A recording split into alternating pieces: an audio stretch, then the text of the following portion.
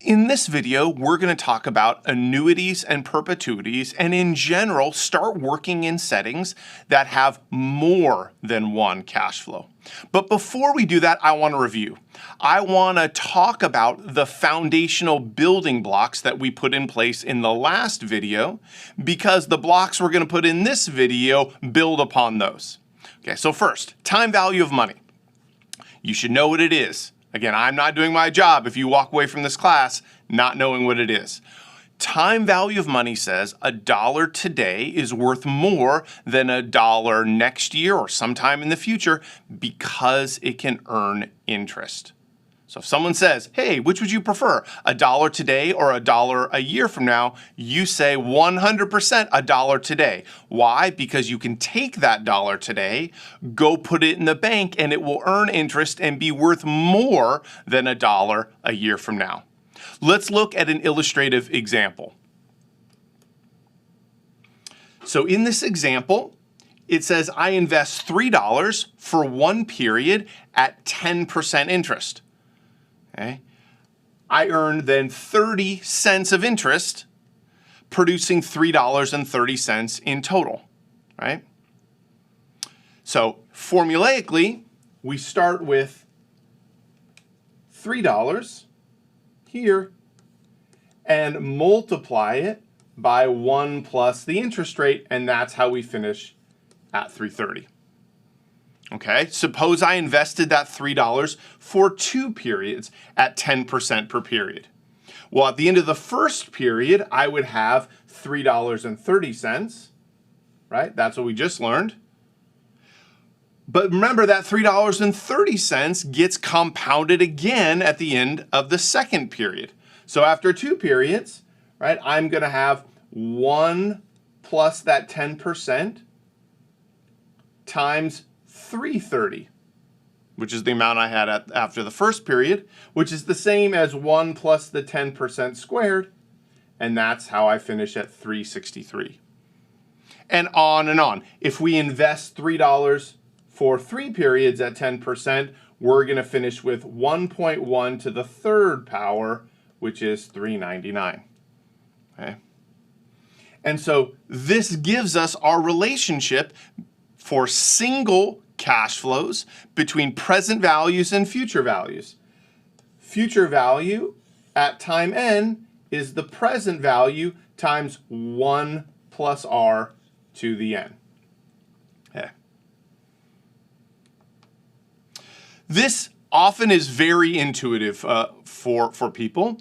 What's a little bit less intuitive is the other way around. So rather than asking how much do we get from investing, we can ask how much do we need to invest now to have a certain amount in the future. This amount we call the present value. How much do we need to invest now to have a certain amount in the future? That amount we need to invest now, right, is called the present value. So for example, if I ask you, how much do we need to invest now at 10% to have $3.30 at the end of one period? Well, we already know that. We already know the answer is $3 from the prior slide. But if we didn't know that, how would we solve it? We'd say, oh, 1 plus 10%, 1.1 times some number x, that's what I'm looking for, equals the $3.30 that I'd like in one period. Solve for x. $3.30 divided by 1 plus r, or r is the interest rate of 10%, gives us our $3, right? So in our language, we say $3 is the present value, the time zero value, of $3.30 at time 1 when the interest rate is 10%. $3 is the PV, or present value, at time 0 of $3.30 at time 1 when the interest rate is 10%. Similarly, $3 is also the present value of $3.99 at time 3 when the interest rate is 10%. How could we have done that? We would say PV equals FV divided by 1 plus r to the third power now. Okay. And this gives us our general equation rewritten so that PV is on the left-hand side between PV and FV, right? PV equals FV sub n, where n is the number of periods, times 1 over 1 plus r to the n. Good. So those are foundational building blocks. Now I want to put one block on top of that. Okay. So this block is called value additivity. So value additivity says what?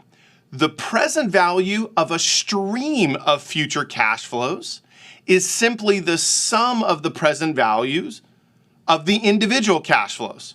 So if someone now comes up to you and says, all right, I'll promise you $100 a year from now, and $300 2 years from now, and $1,000 3 years from now, and you're like, and then ask you, how much is that worth to you today? That might seem like a complicated problem. They're not promising you a single cash flow, they're promising you a stream of cash flows. Okay? But you can actually take that complicated problem, which involves 3 cash flows, and break it up into 3 simple problems. You just need to apply the single cash flow formula to each of those 3 cash flows. Okay? So that's what value additivity says. So for example, consider the stream of future cash flows. So someone comes up to you and says, all right, I'm going to promise you $3.30 at time 1, $3.63 at time 2, and $3.99 at time 3. How much is that worth to you today? Well, the present value of that stream is the amount we need to put in an account today so that it will grow to replicate exactly this stream of cash flows. Well, we already know that an investment of $3, we know that $3 produces each one of these 3 cash flows, right? I could put $3 in the bank today, and at a 10% interest rate, at time 1 it will be $3.30. I could put $3 in a separate bank account, 10%, it will be $3.63 in 2 periods. Put $3 in a third bank account, and in 3 periods it will be $3.99. So 3 in the first account, 3 in the second account, 3 in the third account. How much do I need to invest today to replicate this stream of cash flows? The answer is $9. 3 plus 3 plus 3. Okay. Let's see it in Excel.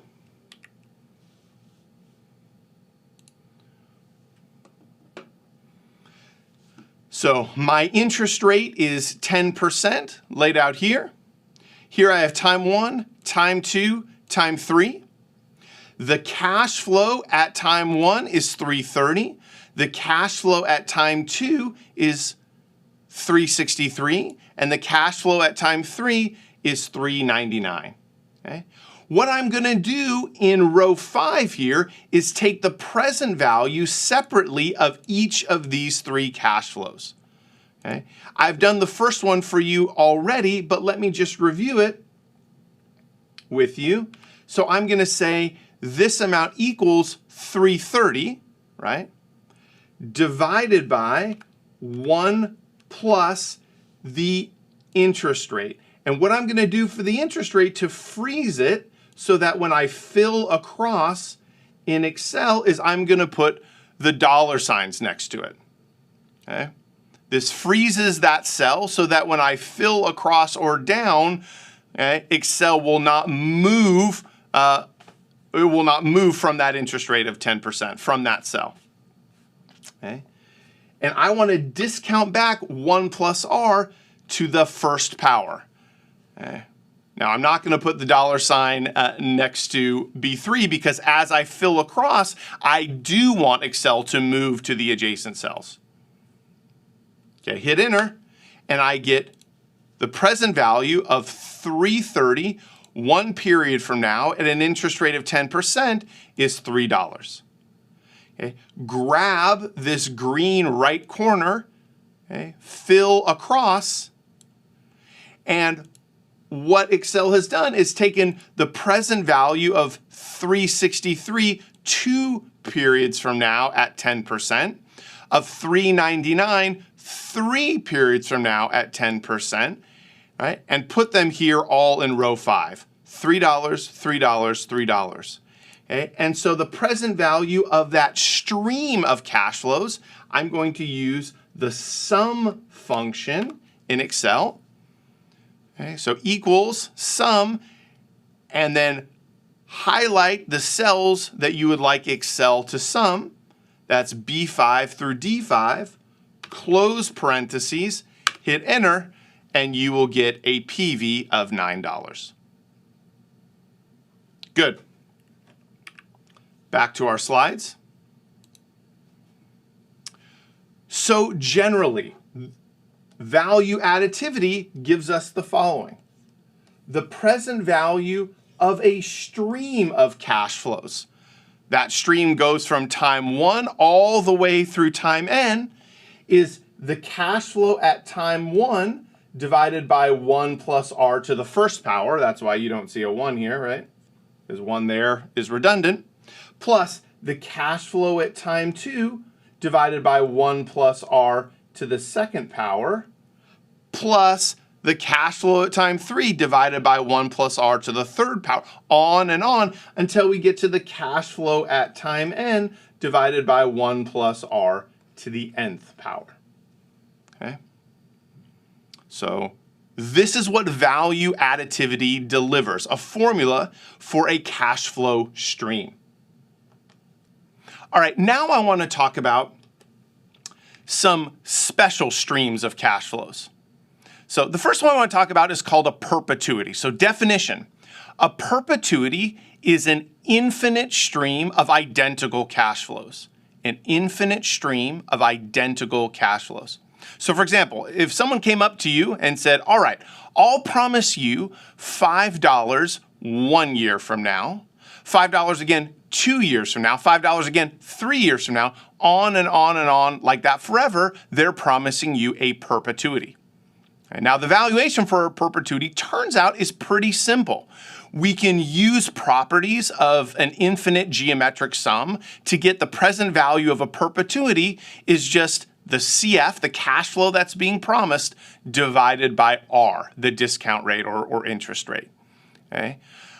Importantly, that CF is the cash flow that arrives 1 period from now at time 1. Okay? So let's look at an example.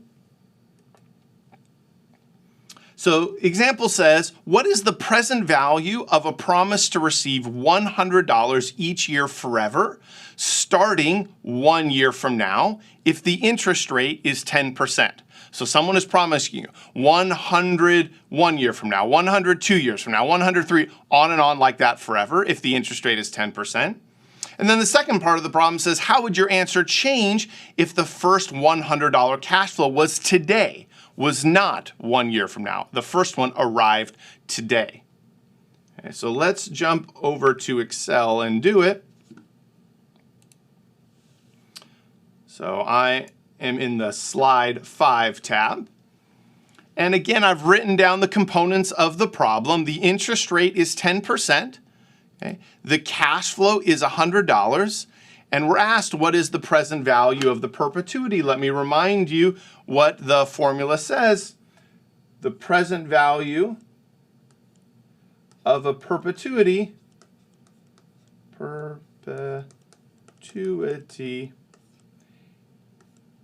equals the cash flow divided by R, the interest rate, also called the discount rate. All right? So let's do that in Excel. So we're going to say equals the cash flow, which is 100, divided by the interest rate, which is 10%. So just to review, if someone came up to you and said, I'm going to give you $100 a year from now, $100 2 years from now, $100 3 years from now, all the way forever like that, and they say, all right, how much is that worth to you today? Well, if the interest rate is 10%, the correct answer is $1,000. Okay. Now, some of you might be thinking, wait, something doesn't feel right about this. How can an infinite stream be worth a finite amount of money? How does that make sense? Okay. Well, let me give you a verbal proof. I briefly mentioned the fact that this is just an infinite geometric sum. Infinite geometric sums converge under some conditions. This is such a condition, and it converges to CF over R. That's just a math fact. But let me give you some intuition for why this is the correct answer. Okay. Imagine you have $1,000 in your bank account today, and that bank account is going to earn 10% interest for the foreseeable future, forever. Okay.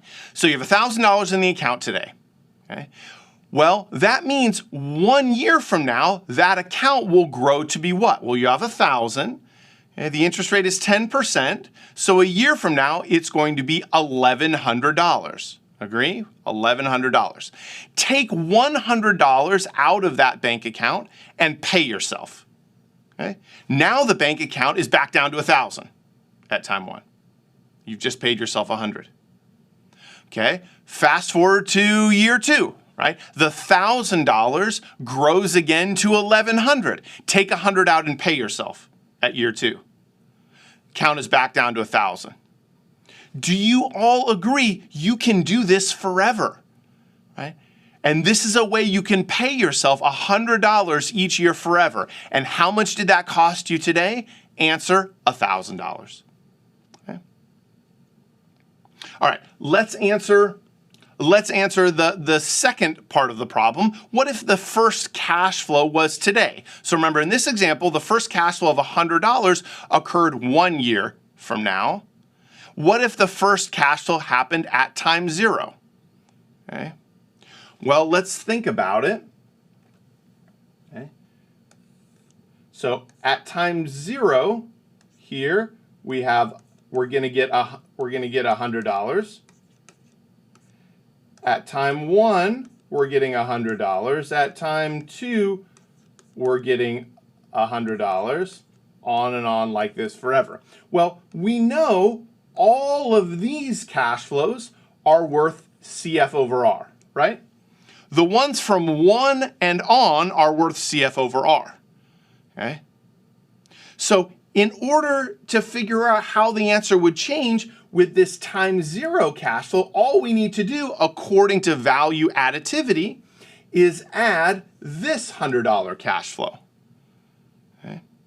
Well, then the answer is going to be CF over R. Remember, that's all of these cash flows, right? All of these cash flows. Plus, what is the present value of this $100 cash flow today? Well, the present value of something that arrives today is just the amount that arrives today, right? It's just the $100, just the CF. Okay. So this is the formula for the perpetuity where the first cash flow arrives today. Okay. All right, so let's clear all this and answer the question. It's going to be the $1,000 that we just calculated plus the $100 that we received today, which is $1,100. So if the first cash flow of 100 arrived today, the answer to the question would be $1,100. All right, let's jump back to the slides.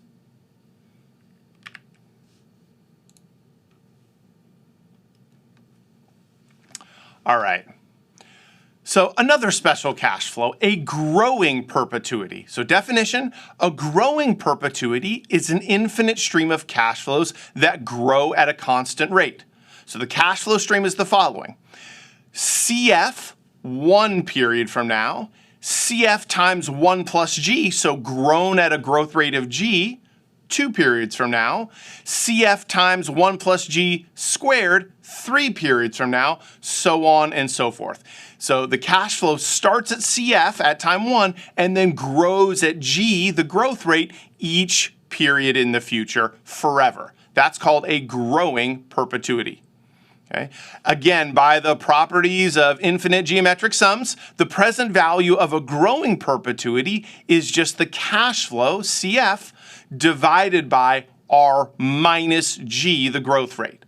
So CF, the cash flow, divided by R minus G, the growth rate. So that's the formula for the growing perpetuity. All right, the special stream of cash flow that we're going to run into the most is called an annuity. An annuity is a finite stream of identical cash flows, a finite stream of identical cash flows, where the first cash flow, CF, arrives at time 1, so 1 period from now. Right? The present value of an annuity is given by the formula below. Okay, so the present value of annuity is the following: CF over R times 1 minus 1 over 1 plus R to the n. So CF over R times 1 minus 1 over 1 plus R to the n. Okay, again, this is a big formula to know in this class. Again, top 10. This is an important one. You run into so many annuities in life.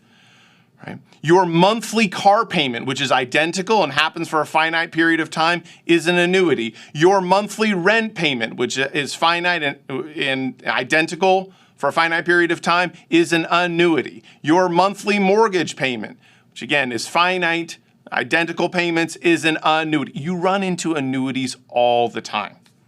Okay. So very important special stream of cash flow to understand the formula for. Now it turns out we can derive this formula just given the tools we already have. This formula can be derived using 2 equations we already know. The first is the perpetuity formula, and the second is the formula for single cash flows. So what I want to do now is go to the glass board and derive this formula for you. All right, imagine the following cash flows here that I've laid out on the timeline. So cash flow CF at time 1, cash flow CF at time 2, at time 3, all the way to some arbitrary number n, cash flow CF, and then after n plus 1, cash flow CF, n plus 2, cash flow CF, on forever. Okay. Let me show you how we can derive a formula for the cash flow, the present value of the cash flows 1 through n. Okay. So first, let's first write down what is the present value of all the cash flows. So 1, 2, 3, all the way through n plus 1, n plus 2, all the way out forever. Well, the present value of all the cash flows, right, we already know from the perpetuity formula. Right? Recall that is CF divided by R. Okay? So that's the present value of all of these cash flows. Okay. Now imagine doing the following, the thought experiment. Imagine walking forward in time and standing here at time n. Walk forward in time, stand right here at time n.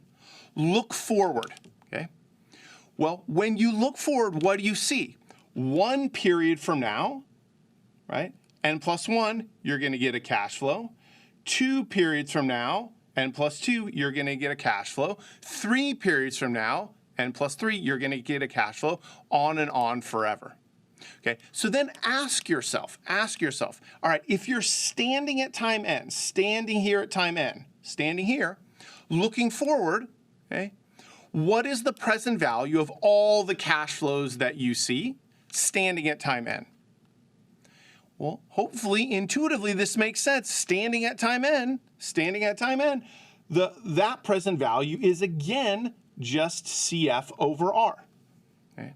This is the value of all the cash flows after time n at time n. So standing at time n, all the cash flows after time n, right, have a value at time n of CF over R. Okay.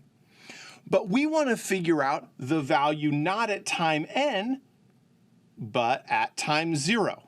Okay. So we know we have the value of all the cash flows after time n, that's CF over R at time n. What would be their value back to time 0, discounted all the way back to today? Okay. Well, to answer that question, we can apply the single cash flow formula, right, to discount CF over R, this value standing at time n, all the way back to today. So let's do that. So the present value of all the cash flows after N would be what? It would be just CF over R. That's the value at time N. How do we discount it back to today? We multiply by 1 over 1 plus R to the N. All right? So this is this value at time N now discounted back to time 0, just using an application of the single cash flow formula. And now we have it. So think about what we've done. We've valued all of the cash flows here. We've taken the present value of all the cash flows after time N, so N plus 1 cash flow, N plus 2 cash flow, N plus 3. We know their present value, right? That's here. So it must be the present value of all the cash flows 1 through N, PV of cash flows 1 to N. The present value of all the cash flows 1 through N is just going to be the difference between the two. It's going to be CF over R minus CF over R times 1 over 1 plus R to the N. You'll notice there's a CF over R that's in both of these, so we can take it out. So this becomes CF over R, okay, times 1 minus 1 over 1 plus R to the N. Okay. And what have we shown? We've shown that we can derive the annuity cash flow formula, which we're going to use a lot, from applications of the perpetuity formula here, and the single cash flow formula here. Good. So what I want to do next is work an annuity problem.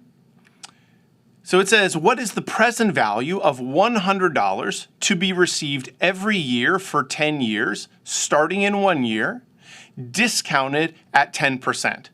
Notice it's an annuity problem. It's a finite amount. Okay, it's going to stop in 10 years. Identical cash flows, 100, 100, 100 for 10 years. Okay? And what I want to do is solve it 2 different ways. The first is the long way. The long way is using the single cash flow formula applied 10 times and value additivity. The second way is using the annuity formula that we just found. So let's jump to Excel and do it.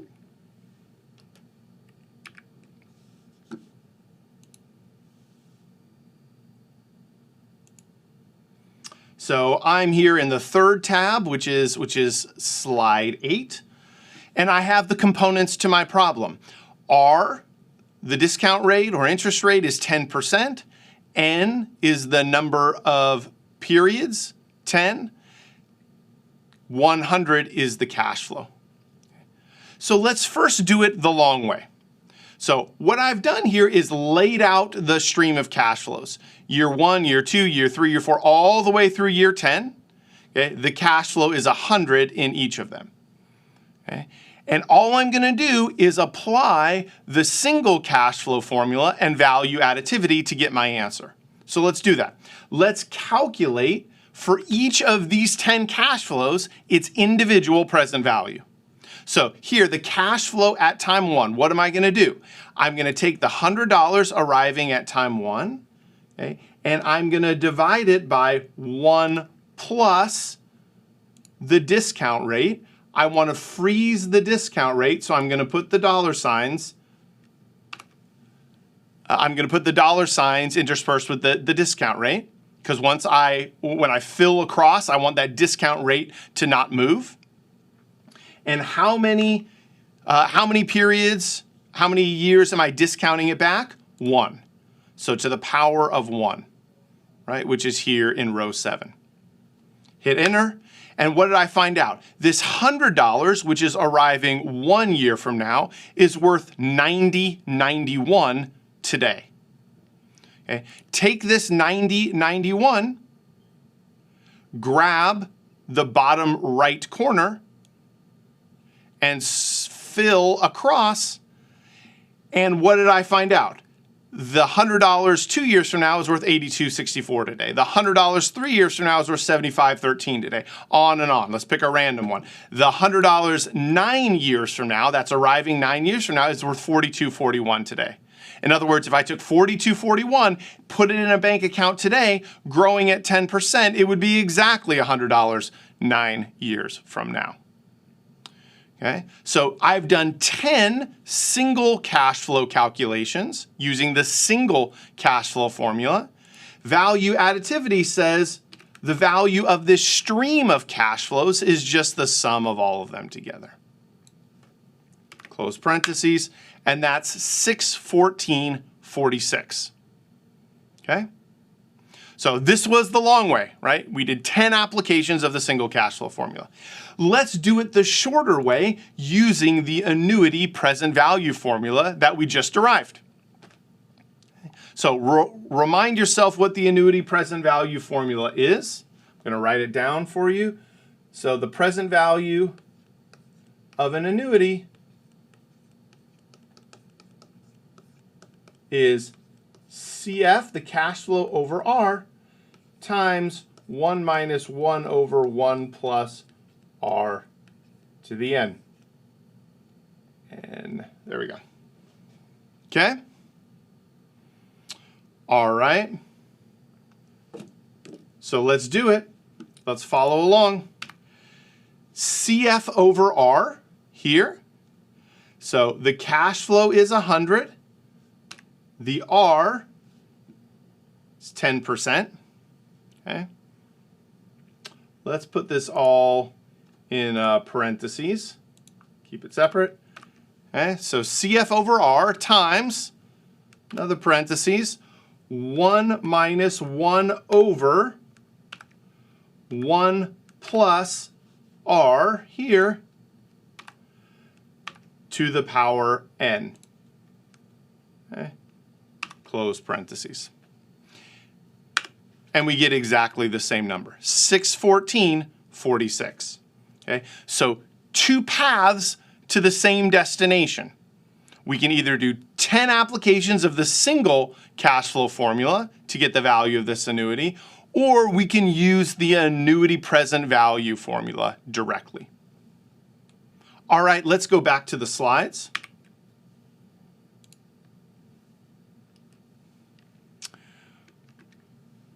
All right, to see that this present value makes sense, let's replicate the annuity with its present value in Excel. So this value that I just found, what was it? It was 614.46, right? This 614.46, what I want to show you is you can take this 614.46, put it in a bank account today at that interest rate of 10%, and it will replicate all of those $100 annuity payments over the 10-year life, okay? So let's see that. Let's replicate that in Excel. So I'm going to jump back to Excel. I am on the next slide. So what I want to do is the following. Let's grab these 4 cells here, okay? Grab the bottom right corner and let's fill all the way across. And let me explain the replication to you. All right, so remember this 614.46 is what I just typed in here. Remember, this was the solution for our annuity present value, okay? So my claim is this 614.46 in a bank account today can replicate those 10 annuity payments of $100 each year for 10 years. So let's see it. All right, so 614.46. Okay, so let's think about year one. Year one, our bank account starts at 614.46. Okay. We get 10% of interest, right? So our bank account grows by $61.45 throughout the year of our first year. But of course, we pay out, we receive that $100 annuity payment. So we put $614.46 in the bank today. It'll grow by about $61.45, and we're going to take out $100 and pay ourselves the $100. So we have about $575.91 left over at the end of the first year. Okay, end of the first year is the same thing as the beginning of the second year. December 31st, year one is the same thing. At midnight is the same thing as January 1st, year two, right, at a minute past midnight. So we have 575.91 sitting at the account at the beginning of the second year. That's going to earn interest of about $57.59 throughout the year. We got to take out $100, remember, as our annuity to pay ourselves. Now we're down to $533.50. On and on it goes, right? $533.50 will finish at $486.85. $486.85 will finish at $535. On and on. As we pay ourselves $100 each year for 10 years. And what do we have at the end? Right when we make our last, so in year 10, we'll start at $90.92. We'll get about $909 of interest. We'll pay ourselves $100, and there's nothing left over. Now, I know technically it says 1 cent is left over. That's just coming from the fact that we rounded this number 614.46 over here. If we had actually taken the exact number from the formula, let's do that. Let me show you. If we said equals, go back to the previous slide and grab the precise number, you'd see we would have exactly nothing left over. Okay. So again, that's just coming from rounding. Don't let that bother you. All right, let's jump back to the slides.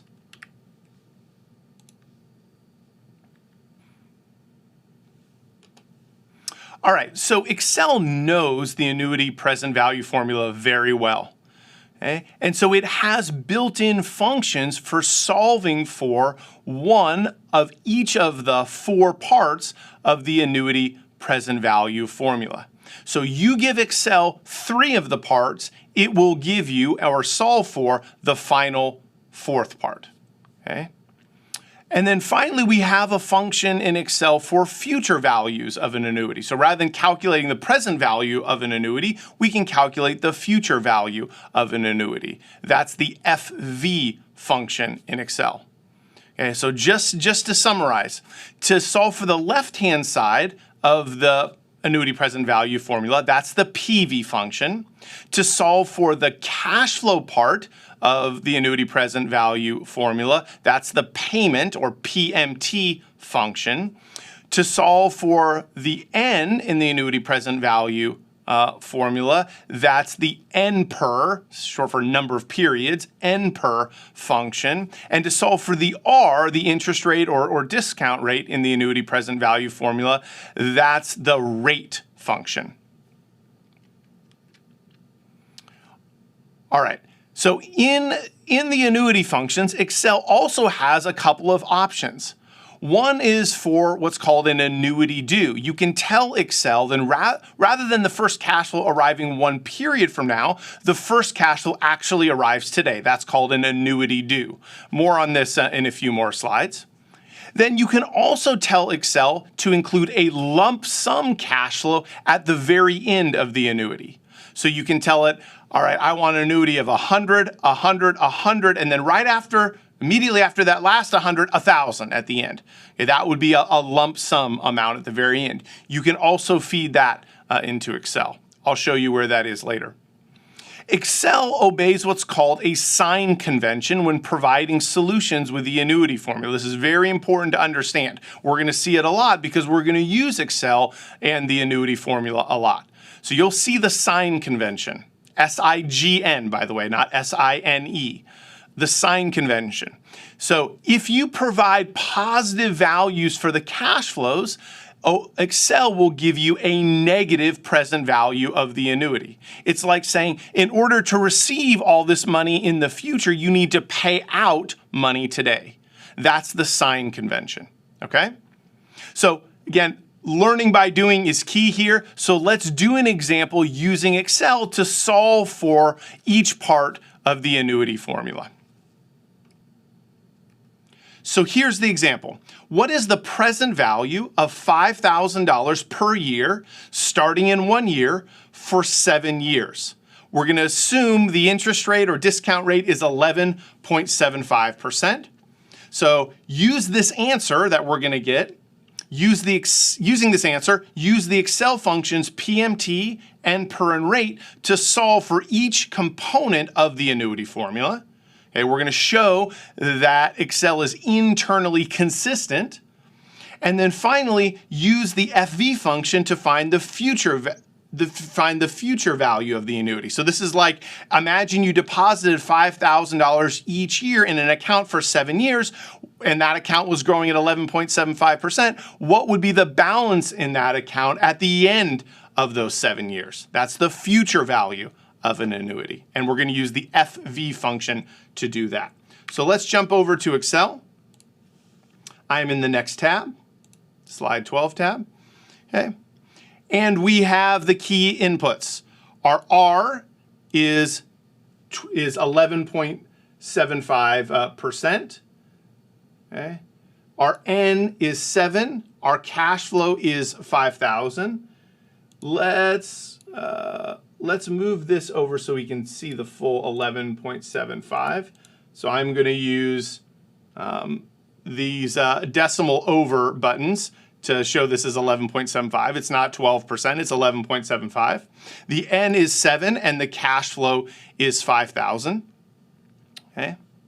So let's first calculate the present value of the annuity, okay, using the PV function, right? That's how we solve in Excel for the left-hand side of the annuity present value formula. So when you say equals PV, you'll see Excel is prompting you for some inputs. It's first asking you what the rate is. Our rate is 11.75%, comma. Next, it's asking you what the NPER, the number of periods, are. That's 7, comma. Next, it's asking you for the cash flow. This is the payment or PMT. So that's 5,000. These last two, as I mentioned before, this FV allows you to put in a lump sum value in the future, and this type allows you to identify whether it's the first cash flow is arriving today or not. If you leave them blank, there is no lump sum at the end, and the first cash flow arrives 1 period from now. So I'm going to leave them blank. Close parentheses, and I get $23,000.82. Notice this is red and has parentheses around it. This is Excel telling you this is a negative number. Okay? Why is it a negative number? Remind yourself of that sign convention. The cash flows were positive, so the present value of the annuity is negative. Again, this is Excel saying, all right, if you're going to receive $5,000 each year for 7 years, you need to pay out, i.e. negative, $23,000 today. Okay. Down here, I have the annuity present value formula just as a check. Okay. And you can see it matches, right? Remind yourself what the annuity present value formula is. The present value of an annuity equals CF over R times 1 minus 1 over 1 plus R to the N, okay? So if you put 5,000 divided by 7 times 1 minus 1 over 1 plus the R, 11.75%, all to the power of 7, right? Close parentheses, you will get exactly the same number, 23,000. So that matches. Good. All right. Now what I want to do is show you that Excel is internally consistent. Okay? I solve for the left-hand side of the annuity formula. Okay, but what if I wanted to solve for the CF term? Well, as I mentioned before, that is the PMT function. So we say equals PMT. Excel's going to ask us what is the rate? 11.75%. What is the number of periods? 7. And whoops, I forgot the comma. Let's try that again. The rate is 11.75%, comma. Number of periods, 7, comma, the PV. Well, the PV is what we just found. It's the $23,000.82. Now, before we hit enter, predict if Excel is internally consistent, what should the value of our CF be? 5,000, right? If we're giving it 3 parts of the formula and it's solving for the 4th part, which is the CF, it should give us a CF of 5,000. It does. Internally consistent. Okay? How about let's solve for the N in the annuity present value formula. That is the N per function in Excel. The N per function first asks for the rate. That's 11.75%. Then the payment, that's $5,000. Then the PV, that's $23,000. Again, if Excel is being internally consistent, the N we should get here is 7, right? We haven't given it 7, right? We want it to solve and find 7. Indeed. And then finally, let's solve for the R in the annuity present value formula. That is the rate function. So start with the rate function. So equals rate, open parentheses. It first asks for the N per, the number of periods. Then the PV, that's here. Oh, sorry, then the payment, my bad. PMT, that's here. Then the PV, that's here. And again, if it's internally consistent, we should get 11.75%. It shows 12, but that's just rounding. It is indeed 11.75%. Good. All right, finally, the last question on the slide asks us for the future value of the annuity. And so remember, we're thinking about $5,000 each year for 7 years. Let me just draw it out. So 0, here's time 1, here's 5,000, right? 5,000 time 1 all the way through time 7, $5,000. What we found is the present value. So if we took all these 5,000 and discounted it back to today, that's how we get our $23,000. But instead, if we imagine depositing these $5,000, deposit 5,000 at time 1 here, deposit it at time 2, deposit at time 3, all the way through the last deposit at time 7 of $5,000, the future value would be how much would be in the account at time 7, right? 7 years from now, if we made those deposits and the money was growing at 11.75%. That is the future value of an annuity, okay? So what would that be? Equals FV. Okay.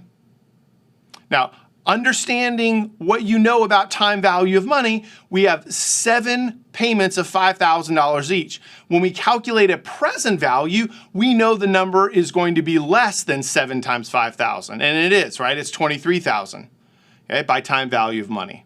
When we calculate a future value, we know that number is going to be more than 7 times $5,000, right? It's going to be more than the 35,000, right? Again, by time value of money.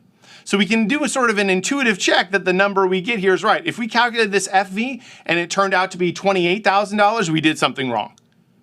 Okay. All right, equals FV, the rate, 11.75%.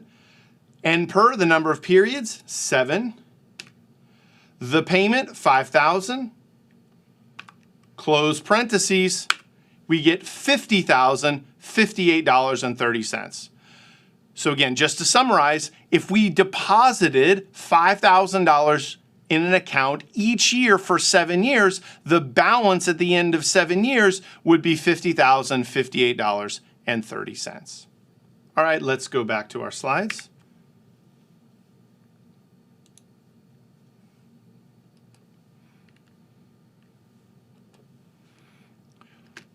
All right, so let's talk about the timing of the first annuity payment and discuss some definitions.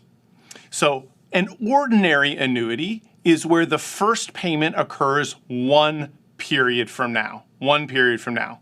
So in this example, as you can see in front of you, right, at time 0, you're getting nothing. At time 1, you receive 100, time 2, 100, time 3, 100, all the way through time 5. This is an ordinary annuity, again, where the first payment arrives 1 period from now, at time 1. Juxtapose that with what's called an annuity due. An annuity due has the first payment arriving today. So again, look at the timeline here. At time 0, now we receive our first $100. Time 1, 100. Time 2, 100. 3, 100. 4, 100. And at time 5, we receive nothing. Okay? So just think about the annuity due compared to the ordinary annuity. In this example, all we're doing is taking that block of $100 and shifting it back, right? Shifting it back to time 0, so the first $100 arrives at time 0 in the annuity due. In the ordinary annuity, the first $100 arrives at time 1. Okay. So if our discount rate or interest rate is 5%, let's calculate the present value of the ordinary annuity we see on the screen and the annuity due that we see on the screen. So let's jump over to Excel.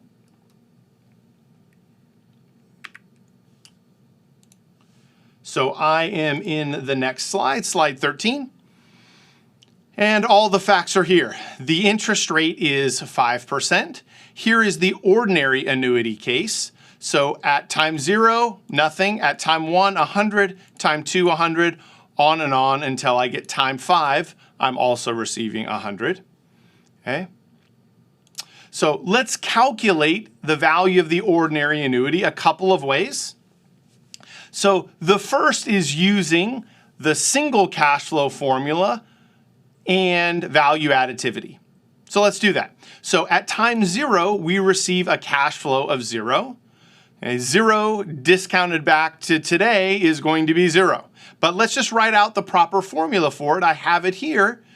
Okay, so the zero we receive today, that's B6. We divide by 1 plus the interest rate, which again, I'm freezing with the dollar signs. So 1 plus the interest rate to the power of time. Right? I'm discounting it back 0 periods.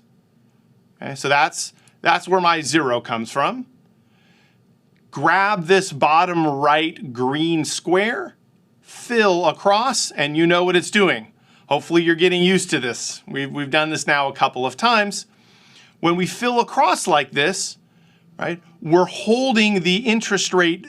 We're holding the interest rate fixed, and so we're getting the present value of each of these cash flows at various points in time. So, for example, the present value of $100 3 years from now is $86.38. The present value of $100 5 years from now is $78.35.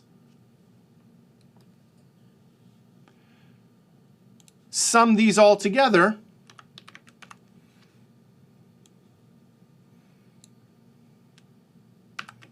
and I get $432.95. Okay?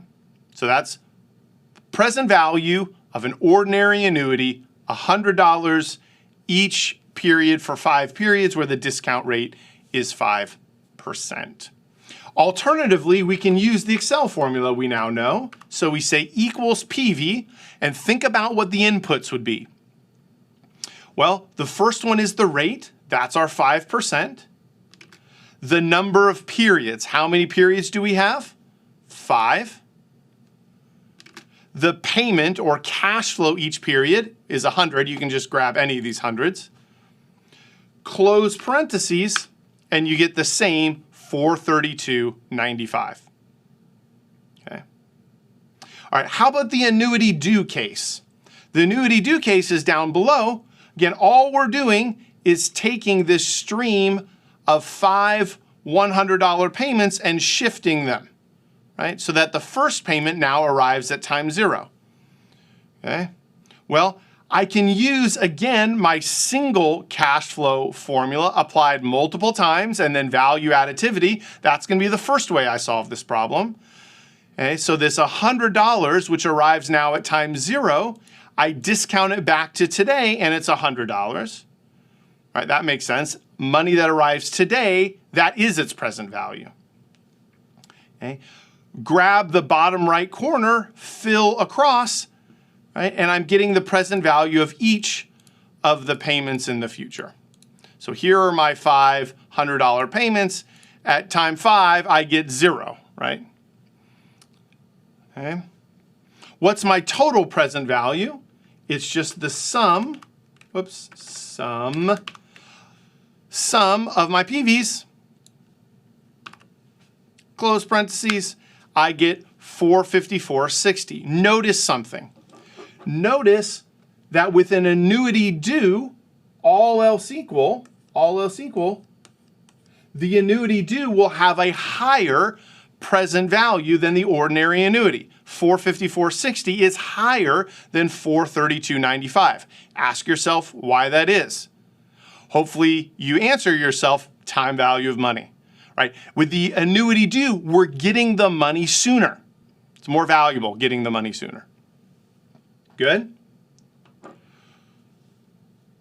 All right, we could have alternatively calculated this $454.60 using our PV function. And remember, I told you there was an option at the very end of this PV function for an annuity due. So let's see it.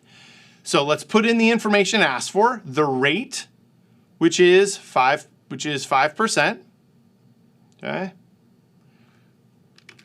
The number of periods, okay, which is still 5.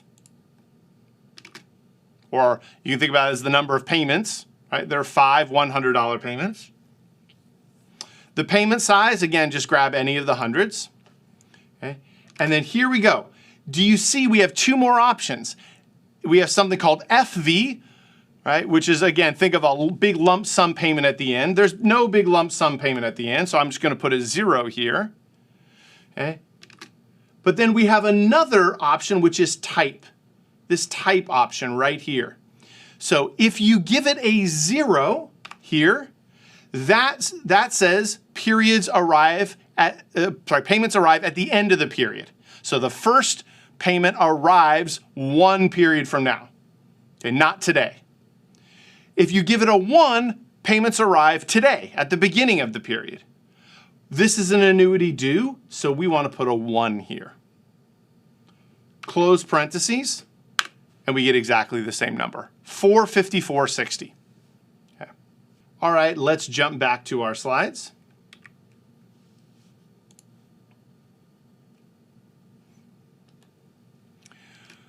All right, the final definition regarding the timing of an annuity payment it's called a deferred annuity. A deferred annuity means the first payment, the first cash flow, doesn't arrive today, doesn't arrive 1 period from now. The first one arrives some period after that.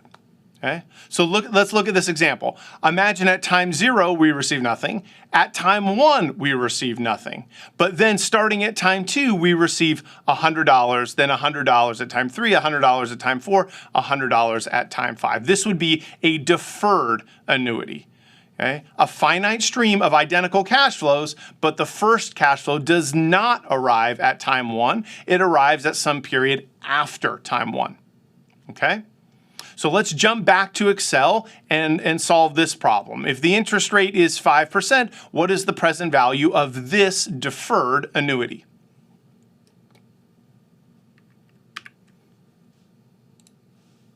So we're in the next slide. Again, the interest rate is 5%. Here's the deferred annuity. Nothing at time 0, nothing at time 1, then 100, 100, 100, 100. So for this one, we can just use our single cash flow formula applied multiple times, again, using value additivity. So we're just going to take the PV of the cash flow here at time 0, okay, fill across, all right, and we get the present value of the cash flows at each point in time. So the PV of 0 at time 0 is obviously 0. 0 at time 1 is obviously 0. 100 at time 2 is 9070. We learned that actually from the previous sheet. 100 at time 3, 86.38, and so on and so forth. And so the present value of this particular deferred annuity is just the sum of all these individual PVs. Okay. Notice there's no shortcut quick formula where we can do it all in one fell swoop like we could with the ordinary annuity and the annuity due from the previous tab. All right, let's go back to the slides.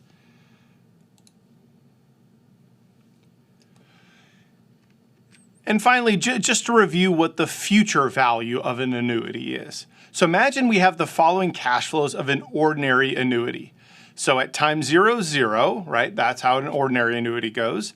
But at time 1, 100, time 2, 100, time 3, 100, so on and so forth. And suppose we said, all right, if R equals 5%, what would the annuity future value be? So remember, you can think about this answer as if I had taken $100 and deposited it in the account at time 1, time 2, time 3, time 4, time 5, and that account was growing at 5%, the annuity future value would be the balance of the account at the end of the 5 years. Okay? So let's calculate this in Excel.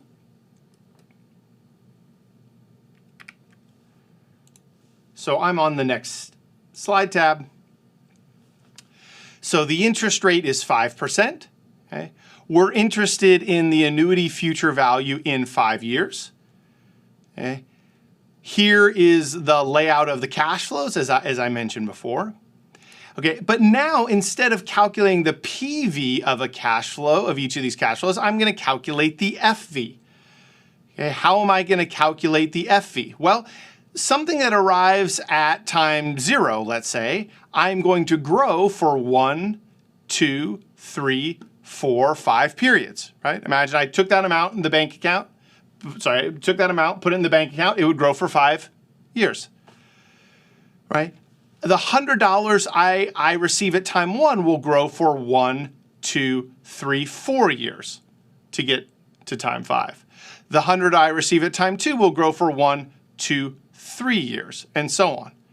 So that's what I have programmed here in this formula. So let me grab this bottom right corner, fill across, and you can see it. So for example, the $100 that I receive at time 2 will grow for 1, 2, 3 years, and at time 5, aka its future value, it will be 115.76. Okay? And you can see it in the formula here. The formula says, all right, start at D7, that's the $100. Okay? So start at D7, that's the $100, and grow at 1 plus the interest rate, that's 5%, to the power of what? To the power of 5 minus 2. 5 minus 2, that's 1, 2, 3 periods. Okay, so that 100 is going to grow for 3 periods at 5% and be 115.76 at the end. This 100 is going to grow for 2 periods and be 110.25. This 100 is going to grow for 1 period and be exactly 105. That makes total sense. And this 100 that you receive right at the very end isn't going to have time to grow at all, so its future value, aka its time 5 value, is just 100. Okay. So the annuity future value is the sum of all these future values together, just like the annuity present value was the sum when we had all these present values. Okay? Alternatively, we could have just used the FV function. We could have written equals FV. Okay? The number of periods that, the rate first. The rate is 5%. The number of periods is 5. The payment, just grab any one of these hundreds, close parentheses, and I should get 552.56. Indeed, I do. All right, let's jump back to the slides.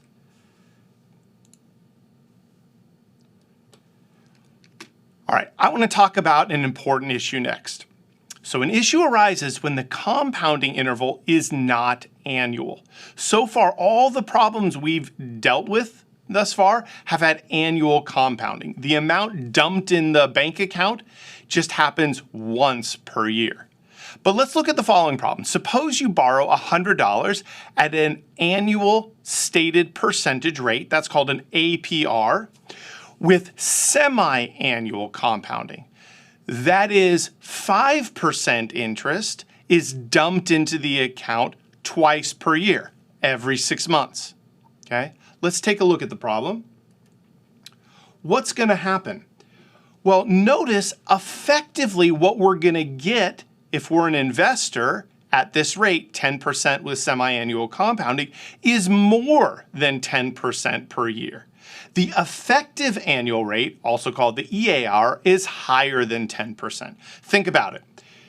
After 6 months, 5% is going to be dumped into the account, right? So if we started with 100, we'll get $5 in the account after 6 months.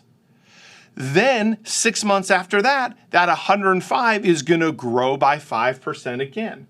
And so, right, we're going to have the $100 is going to be multiplied by 1.05 squared, okay, minus 1. Okay, it's a little bit more than 10%. In fact, it's 10.25%. Okay. All right, more generally, here's the relationship between the effective annual rate and the annual percentage rate. So the EAR, the effective rate that you get, equals 1 plus the APR, that stated annual percentage rate, divided by m to the mth power minus 1. What is the m? Question mark. M is the number of compounding periods per year. In our example, it was 2 for semi-annual compounding. Think about what it would be for quarterly compounding. M equals 4. Think about what it would be for monthly compounding. M equals 12, and so on and so forth. Okay. Now, of course, if you're an investor, you like when M is large, right? You like when interest is being dumped into your account multiple times per year, all else equal. That's great. As you can see, you're getting a better rate, 10.25%, than the stated rate, 10%. Okay. If you're a borrower, so the other way around, you don't like so much compounding, all else equal. So investors like lots of compounding periods per year, borrowers do not.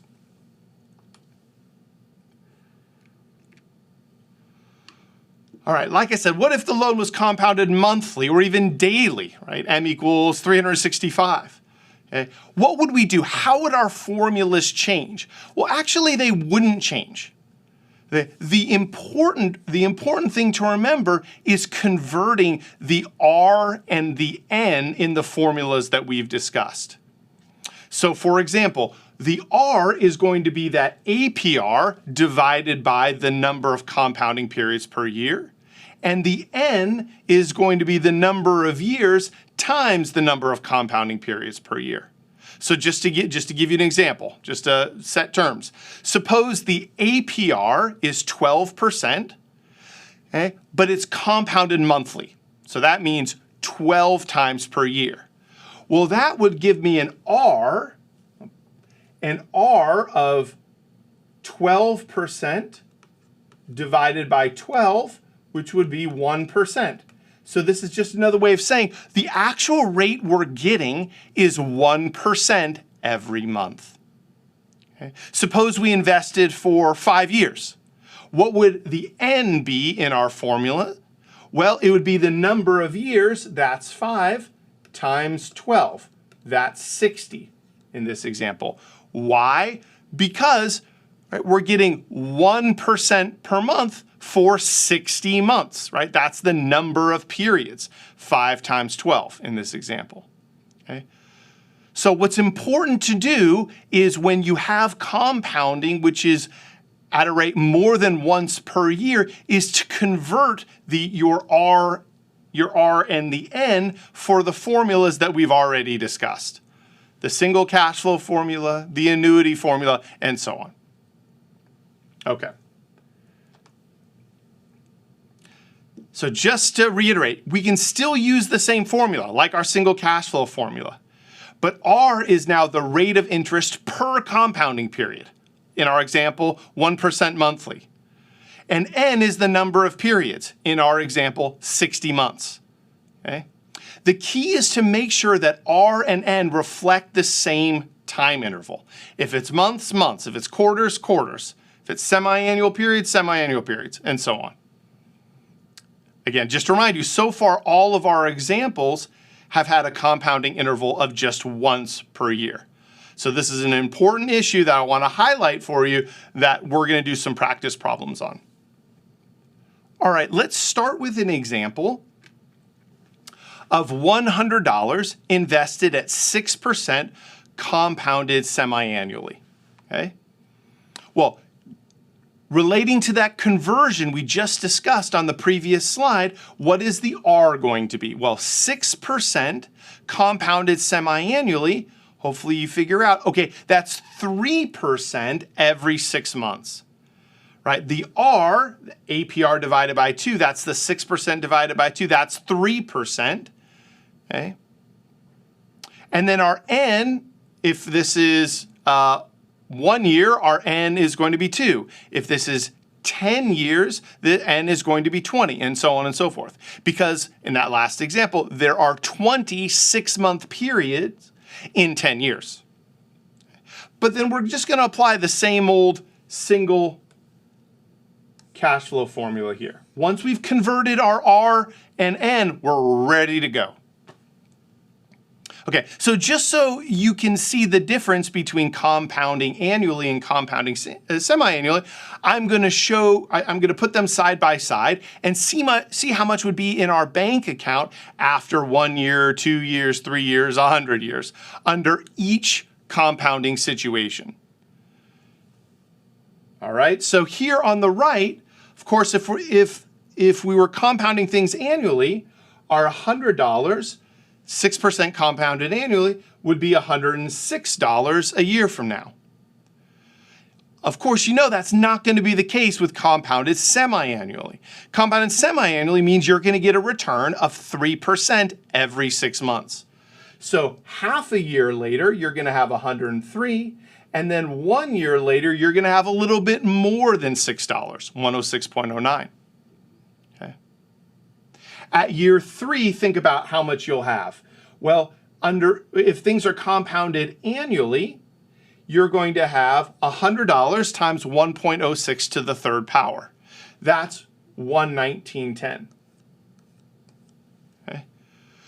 When things are compounded semi-annually, right, you're going to have what? You're going to have $100 times 1 plus 0.03. Remember, that's the 6.06 divided by 2, right? That's how we got 0.03. To the what power? Well, there are 6 6-month periods in 3 years. So it's going to be to the 6th power. Where did I get that? 2 periods, compounding periods per year, times number of years, that would be 3. Okay? That will give me 119.40 in my account. Fast forward 100 years, and you can see why you like more compounding periods per year. So with this amount compounded annually, after 100 years, we'd have $33,930.20. With it compounded semi-annual, we'd have almost $37,000. All right. Let me erase this. Okay. What I want to do next is show you these calculations in Excel and then ask, okay, how would this problem change, aka how much would be in the account after 100 years with monthly compounding? So all else equal, but now we're compounding 12 times per year. How about with daily compounding? Again, all else is equal, everything else is staying the same, but now we're compounding 365 times per year. All right, let's jump to Excel and do it. All right, I'm in the next tab. All right, and so I have here the rate, that's the 6%.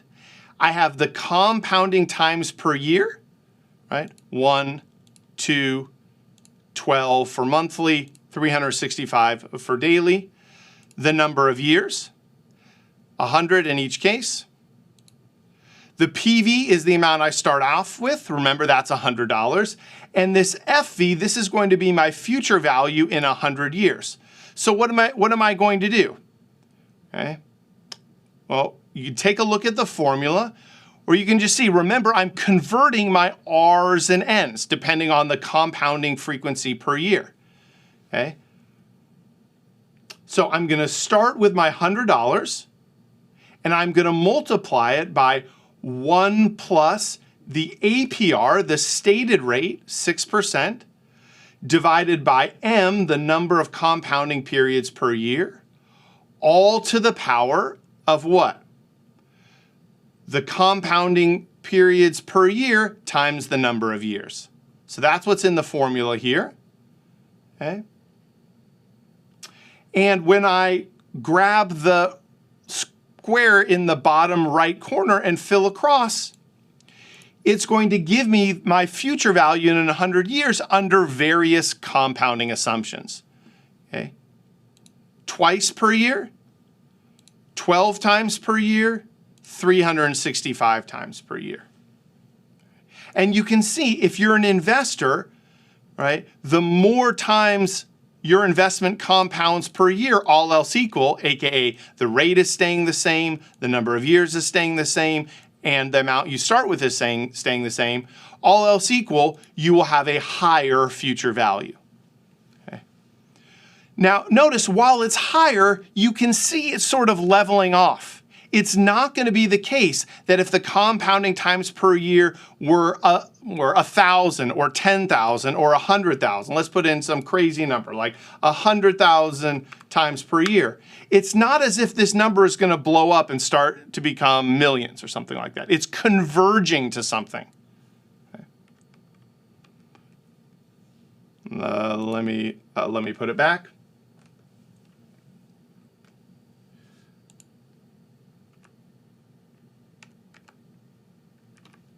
Back to daily.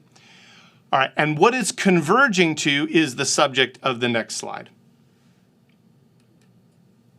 So let's jump back.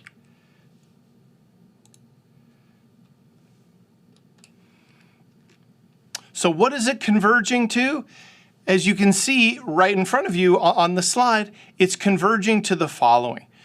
The future value at some time n with continuous compounding, with an infinite amount of compounding per year, equals the present value times e to the Rn.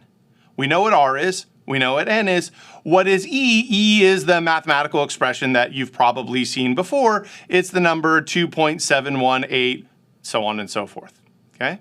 So continuing with the previous example, right? What you saw when we took that 365 and made it 100,000, right? It got to a bigger number, but it was converging towards a number. What number was it converging towards? It's given here on the slide.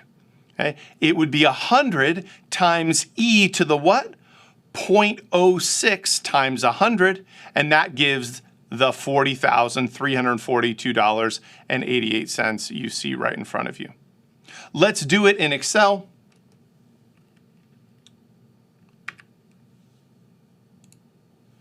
So we're on the next slide. And so with infinite compounding, we would have what? We would have PV times E is the EXP function. EXP, what goes in the EXP function? R times N. 0.06 times 100. And you can see, as we were increasing the compounding times per year from 1 to 2 to 12 to 365, you can see this number was growing and growing and growing and converging towards what number? With infinite compounding, $40,342.88. So let's go back to the slides and finish this topic with some practice problems. Practice problem 1. Asa and Evander are saving for college for their 5-year-old child, Natalie. Assume that tuition is currently $57,500. Asa and Evander note that 10 years ago, tuition was $43,500. A, what was the average annual rate of growth of tuition over the past 10 years? B, if tuition increases by the same rate per year as in A in the future, what is tuition expected to be in 13 years when Natalie goes to college? C, assume Asa and Evander can earn 8% per year on their investments and they want to make a one-time investment today to fund the first year of college for Natalie. Based on your answer in B, what amount would they have to deposit today? All right, to the Excel sheet. I'm on the next tab. And again, I've just written the main components of the problem. So today, so 0 years ago, tuition is $57,500. 10 years ago, tuition was $43,500. Okay, so the first part A, asks us to figure out what the annual growth rate is. If I start at $43,500 and 10 years ago and I finish at $57,500, what was my annual growth rate? Well, this is the R in the single cash flow formula that we've discussed before. But what is it going to be? It's going to be $57,500 divided by $43,500 to the 1 over n minus 1. So again, go back to, remember the single cash flow formula. We've solved for each component, the R, the N, the future value, the present value. This, I'm using the formula which solves for the R. Solves for the R. That R gives me that annual rate of growth. Good. So I get part A, annual rate of growth is 2.83%. Okay? And so you can see what Asa and Evander are trying to figure out. All right, tuition is growing at 2.83%. Tuition today is $57,500. Natalie is going to start college in 13 years.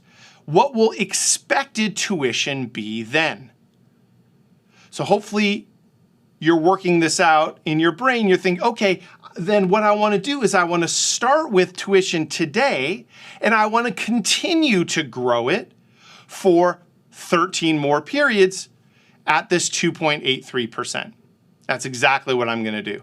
So I'm going to put equals 57,500 times 1 plus this growth rate to the power 13.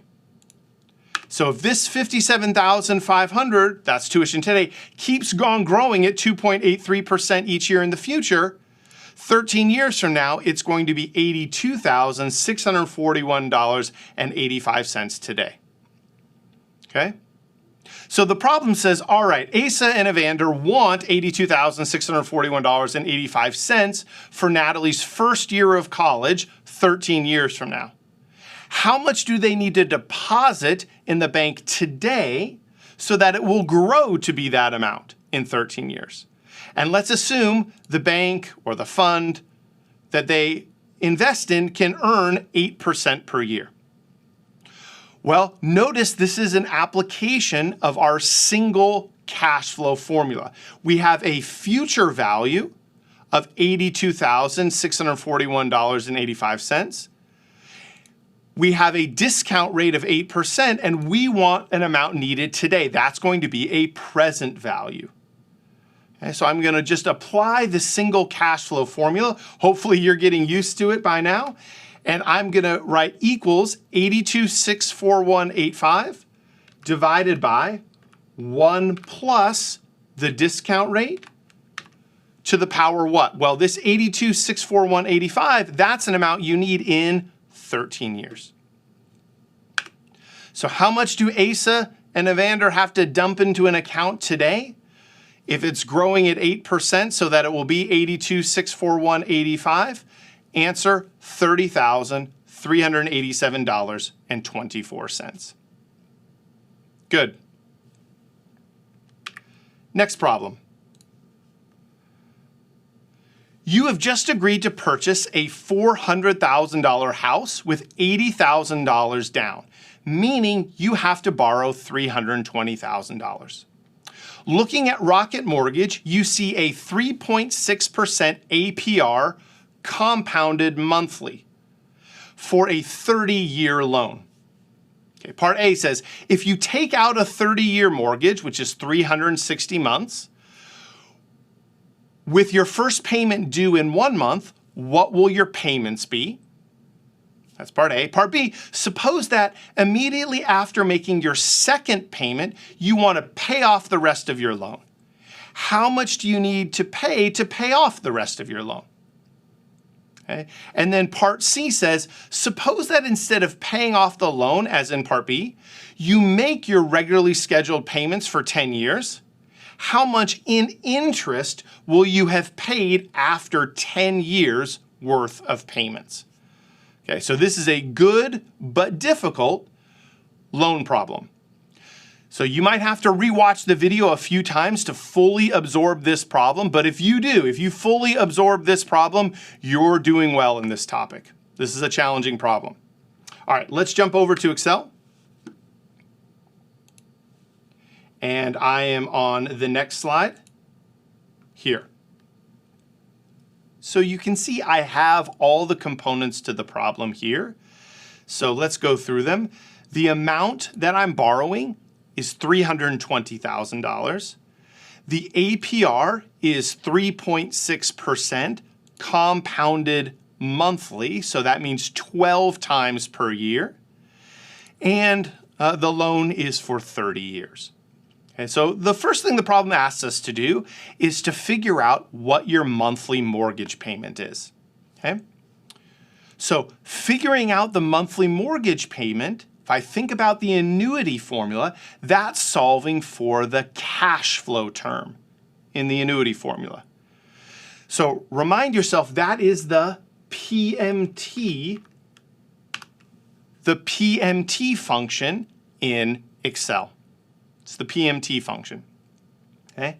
So the PMT function says, all right, I first need the rate. Well, remember, we need to adjust that rate R in situations where we have compounding of more than once per year. Remind yourself how we do it, right? R is going to be the APR divided by the number of compounding periods per year. In this case, it's the 3.6% divided by 12. So our R, the rate, is going to be 3.6% divided by 12. After all, this is a monthly rate. We're making monthly payments at a monthly rate. It's a monthly rate of interest. It's just being quoted as 3.6% APR. But the actual rate that we're borrowing at is 3.6% divided by 12 every month. Make sense? All right, so I'm going to do that. I'm going to put the rate, the rate 3.6% divided by 12. That's my rate. The next thing it asks me for is my N. Excel calls it the N per, the number of periods. Recall what that is. The N, when we have compounding of more than once per year, right, is the number of years times the number of compounding periods per year. Right? In our example, this is 30 years times 12 times per year, 360. This is just another way, a long drawn out way of saying we're going to make 360 monthly payments. 12 payments per year over 30 years, 360. All right, 12 times 30, that's my 360. And then finally, what is the PV? Okay, in a loan problem, the PV is the amount you need today, right? The bank is going to give you this amount today so you can go buy a house, right? That's the present value. The amount that you are being loaned given today, that we know is $320,000. So close parentheses, and we have just figured out our monthly payment. Our monthly mortgage payment is $1,454.87. Now, did you know every monthly payment that you make for your car, for your home, for your boat, whenever you have a loan and you make payments, part of that payment goes towards paying off the original amount of the debt, the amount that you borrowed, $320,000 in this case, and the other part goes towards interest. After all, you're essentially renting someone else's money. You're holding on to someone else's money. Paying them interest is like, it's rent on their money. It's money rent, right? I'm holding someone else's money. When I hold someone else's money, over time, I owe them interest.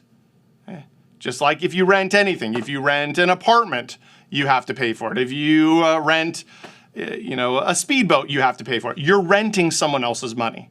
Interest is just money rent. Okay, so imagine 1 month having gone by. 1 month goes by and you pay the bank $1454.87. By the way, all I've done, remember the Excel sign convention which made this negative?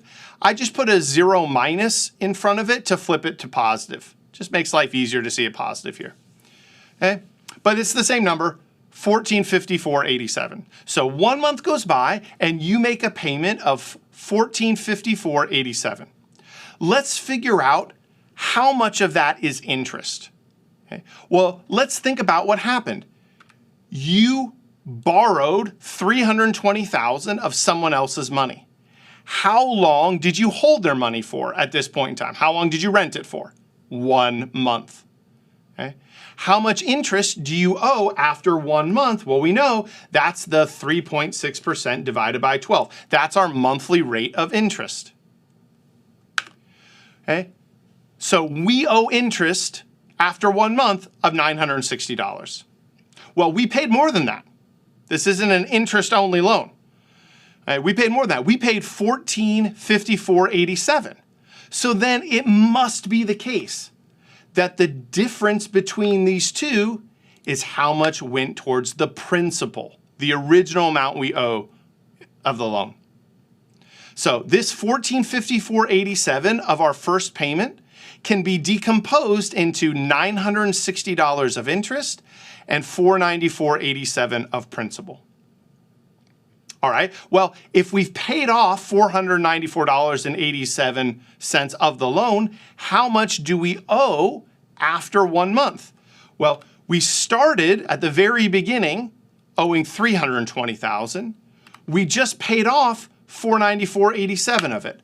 So now we owe the bank, Rocket Mortgage, $319,505.13. Okay? We've paid off a little bit of the loan. Okay. All right, let's fast forward to the second payment. Okay, so another month goes by. Another month goes by, we pay again, $1454.87. Okay. Let's again figure out how much of this $1454.87 is interest and how much is principal. Notice it's not going to be the same two numbers. Why? Because now in this second month, we're renting less money. There will be less money rent. At the beginning, we were renting $320,000 of someone else's money. Now, second month, we're only renting $319,505.13 of someone else's money. Okay? So how much interest, aka money rent, do we owe in that second month? Well, we're now holding on to $319,505.13 of someone else's money. Okay? We've held on to that amount for a month. So we owe interest of that amount times our monthly interest rate, 3.6% divided by 12. So the interest part of the second payment is $958.52. Ergo, the principal part must be the difference, $496.35. And notice something. Do you see that as you go forward in time, right, a greater fraction of your payment will go towards principal? Do you see that? $496.35 out of this $1454.87 this time. The prior time it was only $494.87. Okay? So this is a fact about making mortgage payments or car payments. The earlier payments, a big chunk of it is going towards interest, smaller chunk towards principal. Later on, like in this example, we're making 360 payments, payment 357, 358, 359. When we're getting towards the very end of all our payments, the majority of it will be principal and very little will be interest. Okay. All right. Ask yourself, how much will we owe the bank after our second payment? Remember, the problem says, suppose after making that second payment, we just want to pay it all off. Suppose we got a windfall inheritance, we're going to take that money and pay off our loan. Well, how much would we have to pay off? Well, how much would we have to give the bank, right, to end the loan? Well, after the first payment, we owed the bank $319,505.13. We just paid off an additional $496.35 of principal. So now we owe the bank $319,008.79. So if we want to pay off the entire loan after 2 months, we would have to write the bank a check for $319,008.79. Okay. Now, let me show you a shortcut. So imagine I asked you, well, how much would you have to how much would it take to pay off the bank after 57 payments or 82 payments?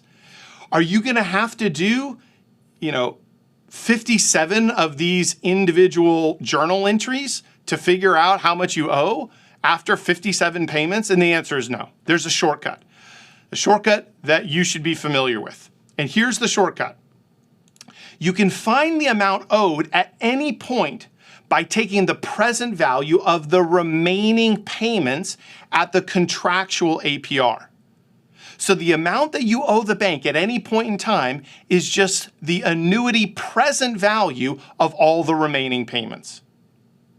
Okay? Let's confirm that that's true. Okay? So we're going to use our annuity present value formula. Okay? Excel's function for it is PV. So we're going to say equals PV. What is our rate? And we know what that is. It's 3.6% divided by 12. All right. Next, it asks, what is our number of periods?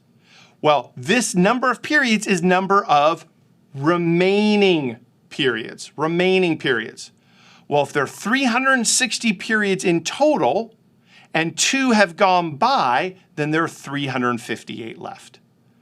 Okay? So let's do it formulaically. So how would I have done it with a formula? I would have taken 30 times 12, that's my 360, and then I am going to subtract off 2. Okay? So this amount is 358. That's N per. That's the number of remaining payments. And then finally, it's asking for the payment. The payment is this $1,454.87, close parentheses, and I get $319,008.79. It's the exact same number. Okay. So this is a shortcut formula. This is the formula you can use to figure out how much you owe the bank after N payments. 12, 15, 87, 93, and so on. Good. All right, using that same approach, I want to figure out how much do I owe the bank after 120 payments. Why 120 payments? Well, remember, the last problem is asking us to figure out if we go ahead and make 10 years worth of payments, how much total in interest will we have paid? Okay. Well, the first component, the first step I need to take to getting that answer is figuring out how much I owe the bank after 10 years. Okay. So how much would I owe the bank after my 120th payment? Well, here is the formula we just figured out for how much we owe the bank after 2 payments. I'm just going to copy it, paste it, and all I'm going to change is rather than subtracting 2 payments, I'm going to subtract 120 payments. Okay. So just So you can see the formula here, right? It's the same as before, but rather than subtracting 2, I'm subtracting 120 right here. Okay? Or said another way, if there are 360 payments total, after 120 payments have been made, the remaining payments are 240. That's my N per in this function. Hit enter. So the amount we owe the bank after 120 payments is $248,647.51. Good. Okay, well, if I started off owing the bank $320,000, and after 120 payments, I now owe the bank $248,647.51, does it make sense? I must have paid off in total a principal amount of $320 minus this $248,647.51.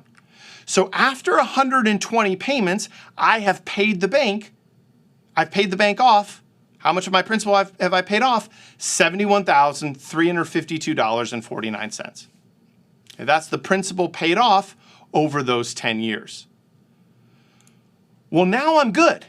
Think about it. Every payment that I make has either principal or interest. So if I want to know the total amount of interest I've paid across all 120 payments, all I need to do is figure out the following. What is the total amount I've paid the bank, interest and principal, over those 120 payments? That's pretty straightforward.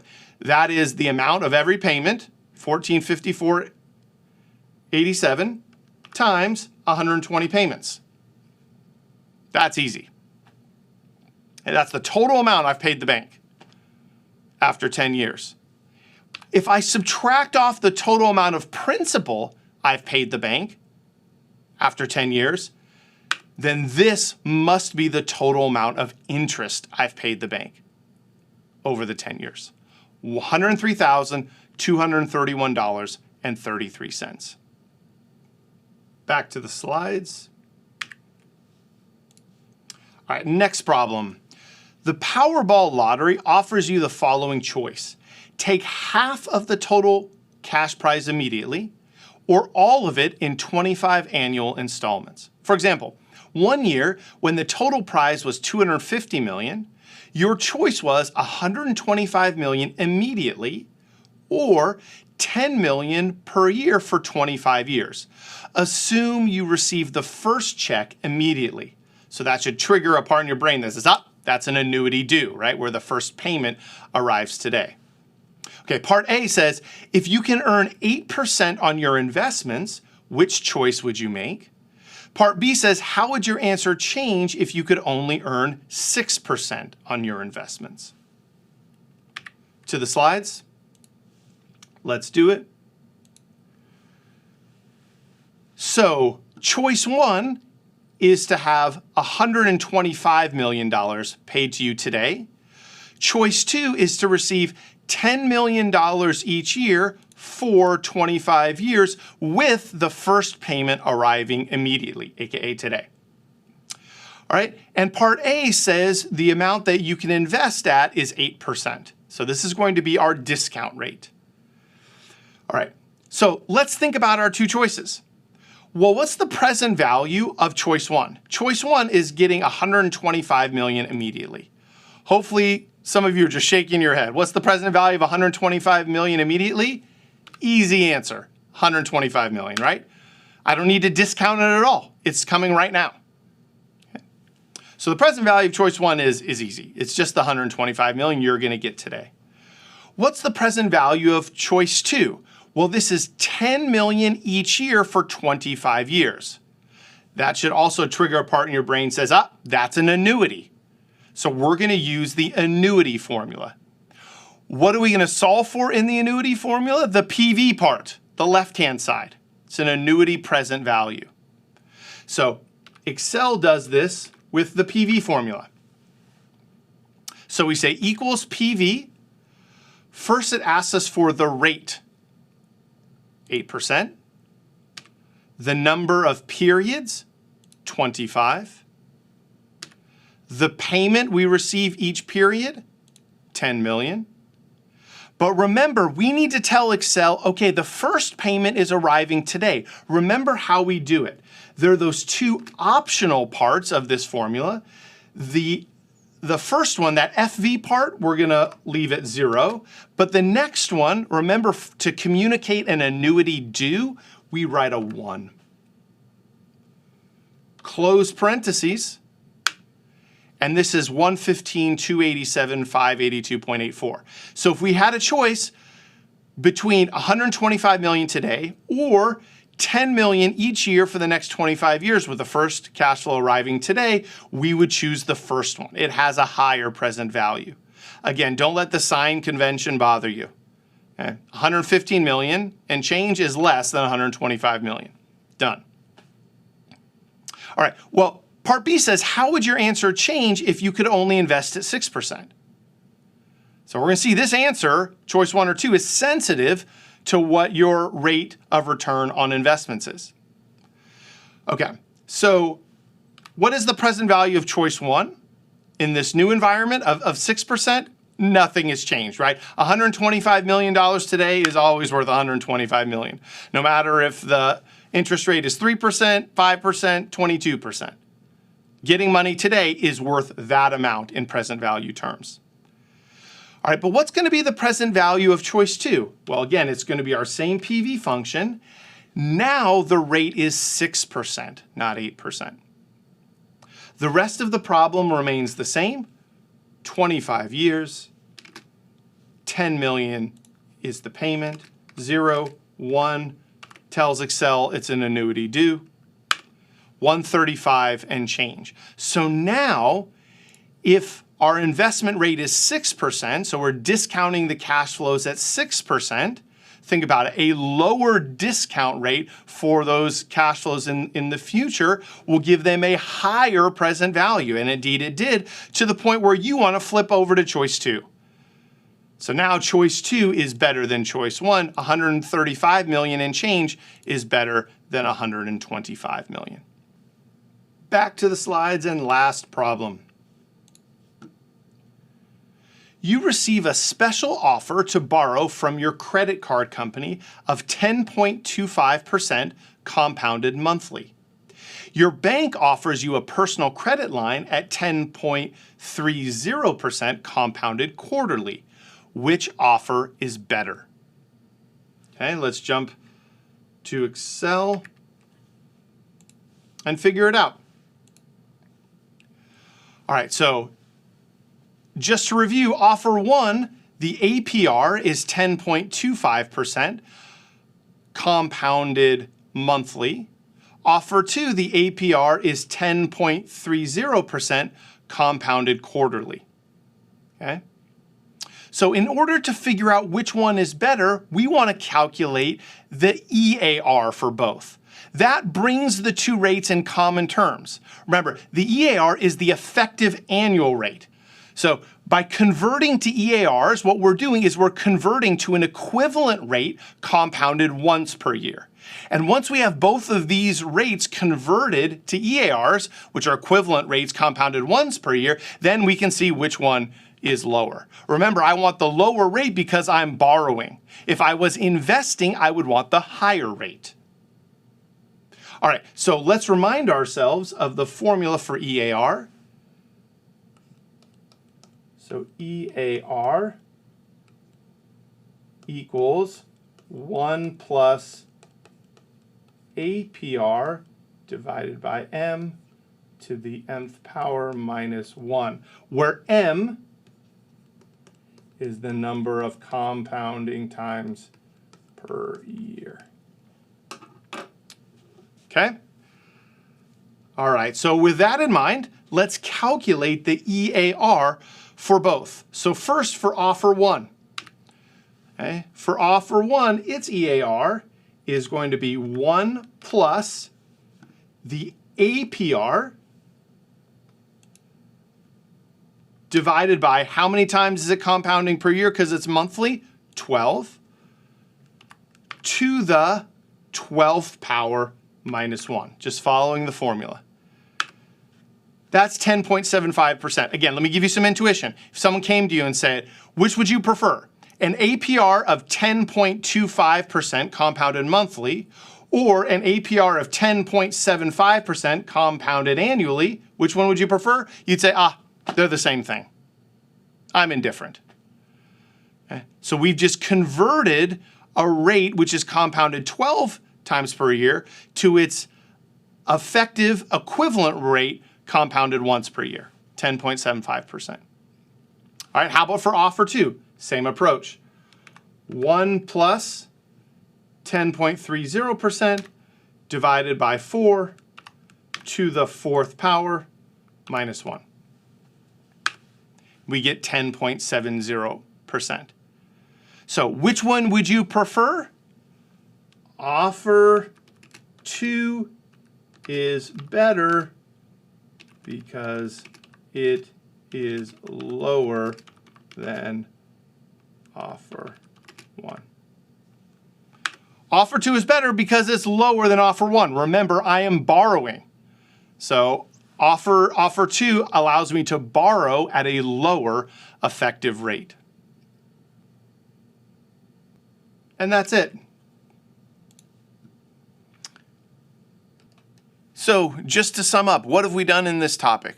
Well, we started with our foundation, our single cash flow foundation, and showed with value additivity, we can expand it to a multiple cash flow framework. We also pointed out some special multiple cash flows, a perpetuity, a growing perpetuity, an annuity, and we introduced valuation formulas for each. We've now tackled and done several multiple cash flow problems. And then finally, we tackled the problem of what to do when there's more than one compounding period per year.